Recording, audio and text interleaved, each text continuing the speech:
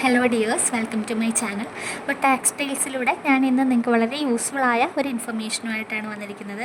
നമ്മുടെ GSTR 101A May 2025 തൊട്ട് file ചെയ്യുമ്പോൾ നമ്മുടെ HSN കോഡ് അല്ലെ SCC കോഡ് കൊടുക്കുന്നതിൽ ഒരു ചേഞ്ച് അല്ലെങ്കിൽ ഒരു അപ്ഡേഷൻ വന്നിട്ടുണ്ട്. അപ്പോൾ അതെന്താണെന്ന് നമുക്ക് നോക്കാം.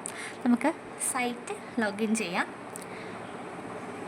അതിൽ റിട്ടേൺ ഡാഷ്ബോർഡിൽ നിന്ന് നമുക്ക് നമ്മുടെ May period return May month select ചെയ്ത് കൊടുക്കാം.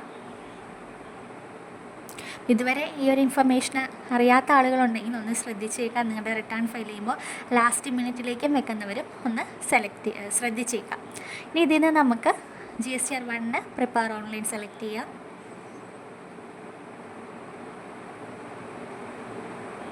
അതിൽ HSNൽ മാത്രമേ ഡിഫറൻസ് ഉള്ളൂ, അല്ലെങ്കിൽ ചേഞ്ച് വന്നിട്ടുള്ളൂ. ബാക്കിയെല്ലാം പഴയതുപോലെ തന്നെയാണ്. ഇവിടെ കണ്ടോ, B2B സപ്ലൈ, B2C സപ്ലൈ എന്നുള്ള ഒരു ഡിഫറൻസിയേഷൻ വന്നിട്ടുണ്ട്. നമ്മളിനി സ്പ്ലിറ്റ് ചെയ്ത് വേണം കൊടുക്കാനായിട്ട്. B2Bയുടെ HSN B2B സപ്ലൈസ് എന്നുള്ള അവിടെ ക്ലിക്ക് ചെയ്തിട്ട് അവിടെ കൊടുക്കുക. B2Cയുടെ അത് ക്ലിക്ക് ചെയ്ത് അവിടെ കൊടുക്കുക. അപ്പോൾ ബാക്കിയെല്ലാം നോർമൽ പോലെ തന്നെയാണ്. HSN നമ്പർ കൊടുക്കുക, ടാക്സബിൾ വാല്യൂ കൊടുക്കുക, ടാക്സ് റേറ്റ് കൊടുക്കുക, ടാക്സ് എമൗണ്ട് കൊടുക്കുക, ആഡ് കൊടുക്കുക, സേവ് ചെയ്യുക. B2Cയും ഇതുപോലെ തന്നെ B2C സപ്ലൈസ് എന്നുള്ളത് ക്ലിക്ക് ചെയ്യുക. HSN നമ്പർ കൊടുക്കുക,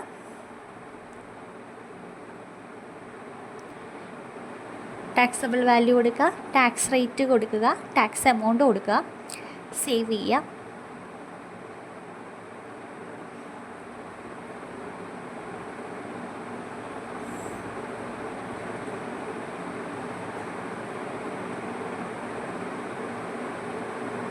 ഈ ഇൻഫർമേഷൻ ഇതുവരെ അറിയാത്ത ആളുകളുണ്ടെങ്കിൽ ഒന്ന് ശ്രദ്ധിച്ചേക്കണം. ലാസ്റ്റ് മിനിറ്റിലേക്ക് റിട്ടേൺ ഫയൽ ചെയ്യാൻ നിൽക്കുന്നവരാണ് നിങ്ങളെങ്കിൽ ഇത് മറന്നു പോകരുത്. നിങ്ങളുടെ ഡേറ്റ് അതനുസരിച്ചിട്ട് പ്രിപ്പയർ ചെയ്യാം.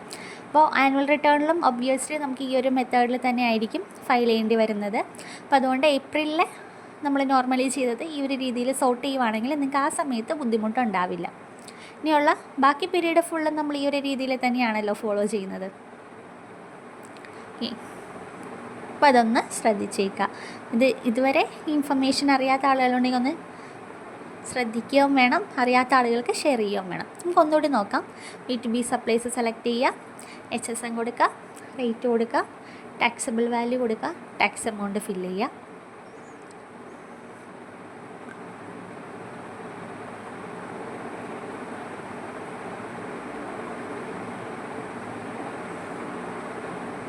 ഇതുപോലെ B2Cയും സെയിം തന്നെ HSN കോഡ് കൊടുക്കുക,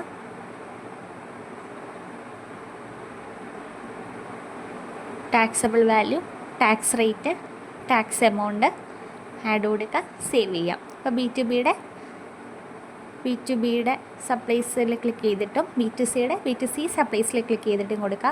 അതുപോലെ നമുക്കിത് കാണാനാണെങ്കിലും B2B സപ്ലൈ ക്ലിക്ക് ചെയ്യുമ്പോൾ B2B ഇൻവോയ്സുകളിൽ HSNും, B2C സപ്ലൈ കൊടുക്കുമ്പോൾ B2Cയുടെ ഡീറ്റെയിൽസും വരും.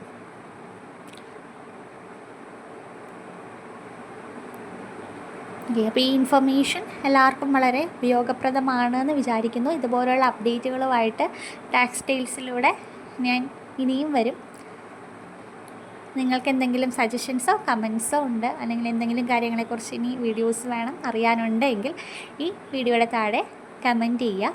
ഇതനുസരിച്ചുള്ള വീഡിയോസുമായിട്ട് അടുത്ത ദിവസങ്ങളിൽ ഞാൻ വരുന്നതാണ്.